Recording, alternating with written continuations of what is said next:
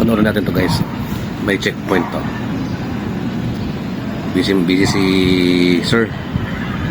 Yan, no?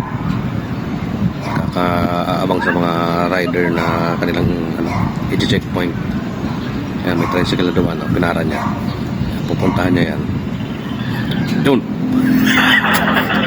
Yan ang kamote rider. Pati yung checkpoint signage binanatan. Di ba? Lakda ka ngayon. Oh, ha?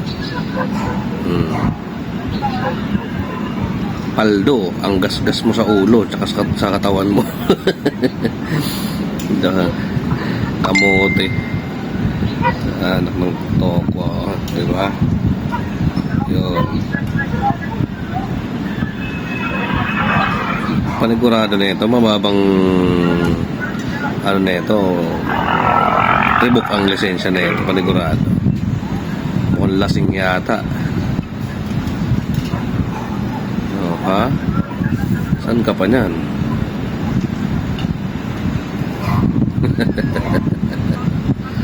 Kaya mga kamote rider, easy lang, di ba?